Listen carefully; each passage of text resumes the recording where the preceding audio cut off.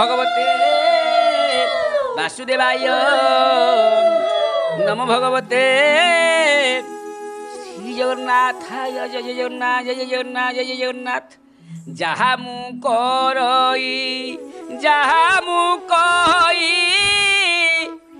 जहा मु चिंतई मने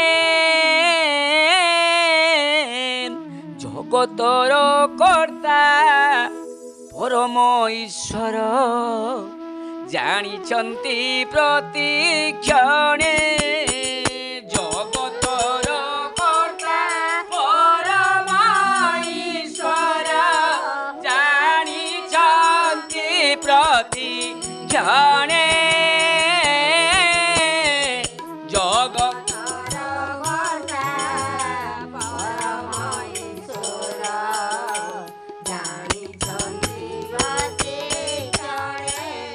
पासे अछन्ति दिवस रजनी महाप्रभु परात्पर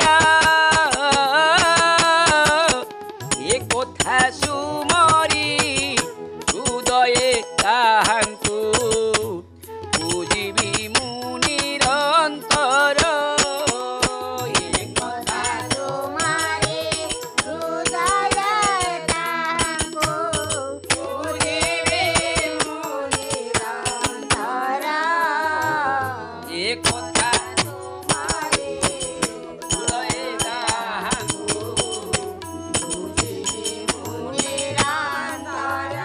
सुंदर आहा कि आनंदमय एहि विशाल संसार धन्य महाप्रभु महिमा तुम्भर ओटे अनंत पार धन्य महाप्रभु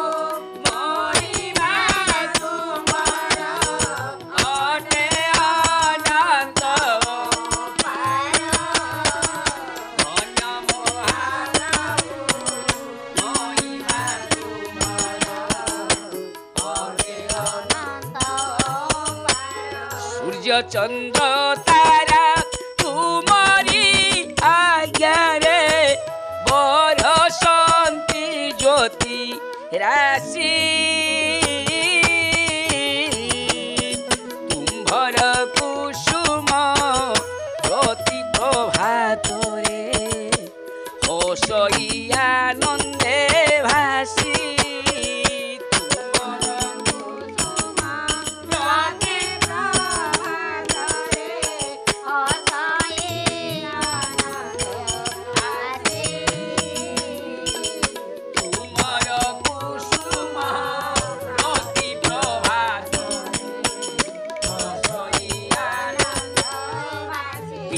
माता बंधु भाई भगिनीर हृदय देइछि प्रीति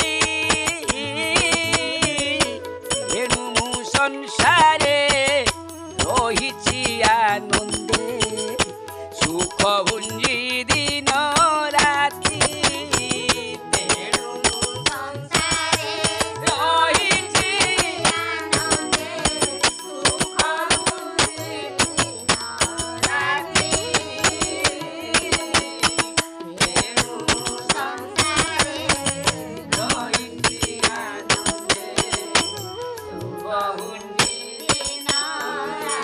जय जगन्नाथ जय जगन्नाथ जिते बड़े राजा कथा कहले जे प्रभु मु तोड़ा प्रतिज्ञा कर मो कन्या को देवी जे सातटा षंड भांगी मो पारे एकाथरे पहुँचेब गोटी गोटी नुह प्रभु आज मुझे हस हसी देले कहले अच्छा ये कथा करछ अल्प हसी चक्र पानी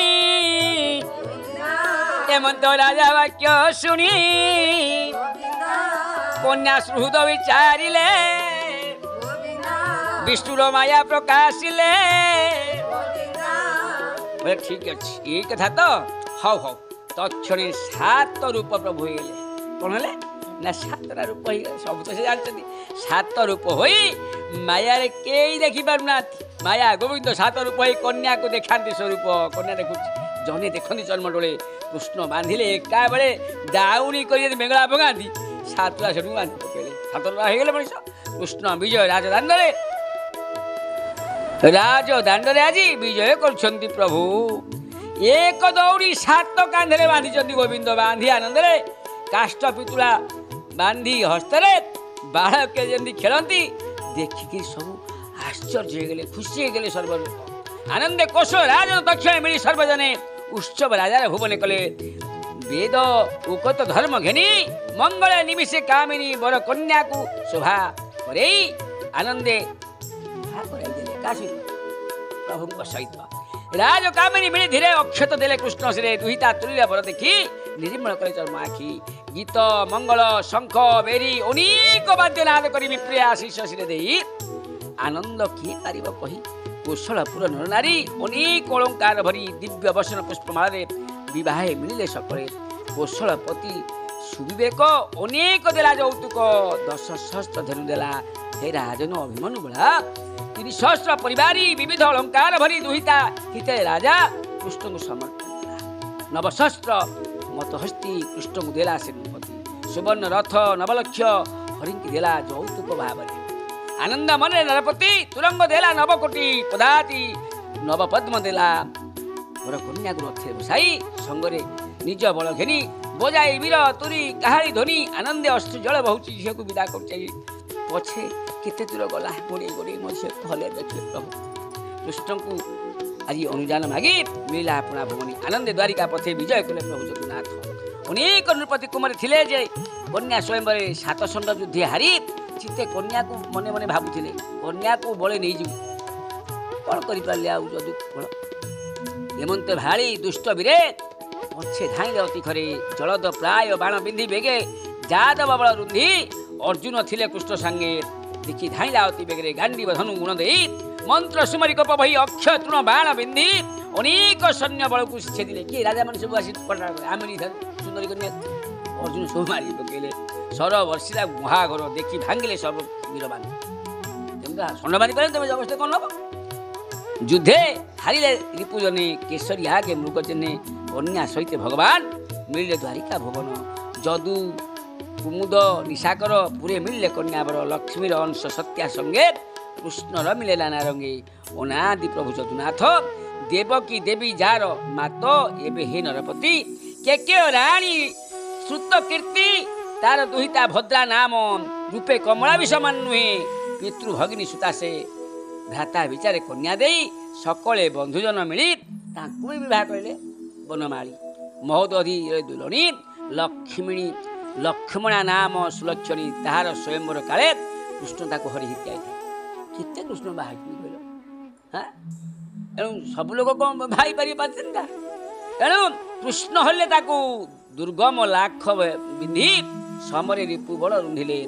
ଦେବଙ୍କ ମଧ୍ୟରେ ସୁଧା ରାଶି ଗରୁଡ଼ ଯେସନେ ଘୋଡ଼ାସି।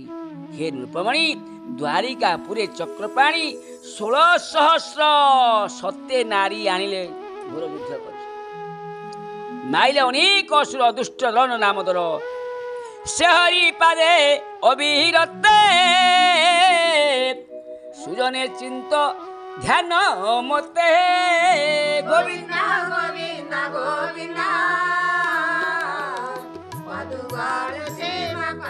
ତେଣୁ ସେ ଏତେ କାର୍ଯ୍ୟ କଲେ ହରି ଯାହାକି ଆପଣ କଳ୍ପନା କରିପାରିବେନି। ଯିଏ ଅବତାରୀ ପୁରୁଷ ଆସନ୍ତି ସେ କିଛି ଲୀଳା କରନ୍ତି। ଆଉ ଯିଏ ଅବତାରୀ ପୁରୁଷ ଆସେ ଇଏ ଠାକୁର ସେ ଠାକୁର ମଣିଷକୁ କହିବ ସେ ଘରେ ଘରେ ବସିବା ଆଠୁ ମରିଯିବେ। କହିବ ଠାକୁର ଠାକୁର କ'ଣ କରୁଛନ୍ତି। ଯିଏ ଯେଉଁ ପୁରୁଷ ଆସନ୍ତି ଯିଏ କହୁଛନ୍ତି ଆମେ କଳ୍କି କିଏ କହୁଛି ମୁଁ ଭଗବାନ। ଯେ ଭଗବାନର କାମ କାହିଁ। ଭଗବାନ ଯେତେବେଳେ ଜନ୍ମ ହୁଅନ୍ତି ମନୁଷ୍ୟ ଶରୀରରେ କିଛି ଲୀଳା କରନ୍ତି। ସେ ଲୀଳା କାହିଁ ଅଲୋକ ଲୀଳା। ଆଉ ତମେ ଘୋରି ହେଇ ବସି 5 ତଳାରେ ବସିବ କାରରେ ବୁଲିବ କହିବ ଆମେ ଭଗବାନ। ଭଗବାନ ଏହା କରନ୍ତି। ଏଣୁ ପ୍ରଭୁ ଯେତେବେଳେ ଆସୁଛନ୍ତି ଯିଏ ରାମ ଆସନ୍ତୁ କୃଷ୍ଣ ଆସନ୍ତୁ କିମ୍ବା ନୃସିଂହ ଆସନ୍ତୁ ଯେତେ ଭଗବାନ ଅବତାର ନେଇଛନ୍ତି ଯୁଗକୁ ଯୁଗ ଏଇ ମତେ ପ୍ରମାଣ ଦେଇ ଜଗତେ ସେ ସବୁ କିଛି ଅଲୋକ ଲୀଳା କରିଛନ୍ତି। ଆଉ ଆମେ ବସିବୁ ଘରେ ଘରେ କହିବୁ ଆମେ ହେଉଛୁ ଠାକୁର ଅବତାର ପ୍ରଭୁ। ସେ ରାମ ଠାକୁର ସେ କେଶବ ଠାକୁର ସେ ହରି ଠାକୁର ଇଏ ମଣିଷ କେଉଁ ଠାକୁର ହେଲେ। ଏ କାରରେ ବୁଲିଲେ ଘରେ ଘରେ ବସି ଖାଇବେ କୋଠା 3 ତାଲାରେ। ଲୋକଙ୍କର କ'ଣ ଉପକାର କଲେ। ଲୋକଙ୍କର ଉପକାର କରିବା ପାଇଁ ଆସନ୍ତିନି।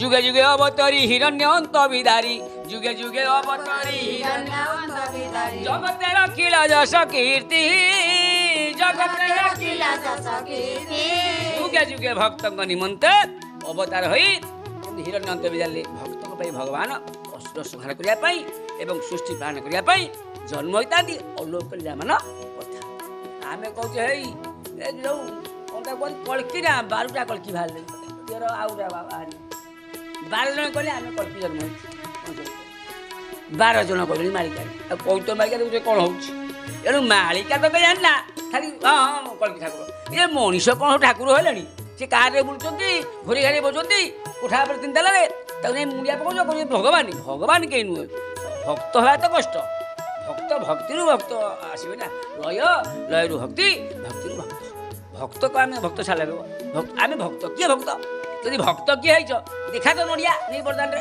ହାତରୁ ନେଇଯାଉ ଦେଖା ତ କିଛି ଭୋଗ ପ୍ରଭୁ ନେଇଯାଉ ଆମେ ଜାଣିବୁ ଭକ୍ତ ଆଉ ଭକ୍ତ ମନେ ମନେ ଆମେ ଭକ୍ତ ମନକୁ ଶୁଣା ନା ଆମେ ଥିବେ ସିନା ଆମେ ଗୀତା କରୁଛୁ ଆମେ ଭକ୍ତ କିଛି କେହି କରୁନା ଆସିନା ତମେ କରିବ କ'ଣ ଆମେ ବି ମୋତେ ବି କିଛି ଆସିନା କାହିଁକିନା ଆମେ ଯାହା ବହିରେ ଅଛି ଆମେ ସେଇଆକୁ ବ୍ୟାଖ୍ୟା କରି ଆପଣଙ୍କୁ ଶୁଣାଉଛୁ ଆପଣ ଶୁଣିଲେ ଆପଣ ପରିବର୍ତ୍ତନ ହେବେ କି ଆମ କର୍ଣ୍ଣ ପବିତ୍ର ହେବ ଏହା ହେଉଛି ମୁଖ୍ୟ ଉଦ୍ଦେଶ୍ୟ କେହି କହିବି ନା ଭଗବାନ ଭଗବାନ କିଏ କହୁ ଆମେ ତାକୁ ଡିଆସିଲି ଖୋଳି ତା ଗୋଡ଼ରୁ ଆଣିକି ପାଇ ରଖି ତୋଳିକି ସବୁ ଟିକେ କ'ଣ ସେ କରିଛନ୍ତି ଅଲୌକିକ କାମ ଆଜ୍ଞା ଏସବୁ ମିଛ ଗୁଜବ ଚାଲିଛି ଯାହା ହଉ ଗୋଟିଏ କଥା ମନେ ରଖନ୍ତୁ ଭାଗବତ ହେଉଛି ସାର ବାକ୍ୟ ଯଦି ଭାଗବତଟି ଆମେ ପଢ଼ିବା ଯେ ସ୍ୱୟଂ ଭଗବାନ ବିରାଜିତ ହେଇଛନ୍ତି ଭାଗବତ ଗୋଷ୍ଠୀରେ ବିଦ୍ୟମାନ ହେଇଛନ୍ତି ଭଗବାନଙ୍କ ମୁଖରିସ୍ଥ ବାଣୀ ସମସ୍ତେ ତାକୁ ପଠନ କରନ୍ତୁ ଇଏ ହେଉଛି ପରମ ଶାସ୍ତ୍ର ଭାଗବତ ଅଭ୍ୟାସ କରୁଥିବ ନିତ୍ୟ ଶାସ୍ତ୍ର ମଧ୍ୟରେ ଯେତେ ଶାସ୍ତ୍ର ଅଛି ସେଥିରେ ପରମ ଲେଖା ହେଇଛି ଇଏ ହେଉଛି ପରମ ଶାସ୍ତ୍ର ନା ପରମ ଗୀତା ଅଛି ନା ପରମ ନୃସିଂହପୁରାଣ ଅଛି ନା ପରମ ବ୍ରହ୍ମବର୍ତ୍ତ ଅଛି ଭାଗବତ ହେଉଛି ପରମ ଶାସ୍ତ୍ର ଏଣୁ ପରମ ଶାସ୍ତ୍ରକୁ ଯିଏ ଅଭ୍ୟାସ କରିବ ଇଏ ଯେଉଁ ଅନ୍ଧକୂପ ଭିତରେ ପଡ଼ିଛି ସେ ନିଶ୍ଚିତ ଅନ୍ଧକୂପରୁ ପାର ହୋଇ ମୋକ୍ଷ ଗତି ଲାଭ କରିବ ଜୟ ଜୟ ଜଗନ୍ନାଥ ଏବେ ତ ସମୟ ହେଲାଣି ଆଜି ପାଇଁ ବିଦାୟ ନେବା ବିଦାୟ ଦିଅନ୍ତୁ ଭାଇ ମନେ ପକାଉଥିବାଟେ ବିଦାୟ ଦିଅନ୍ତୁ ଭାଇ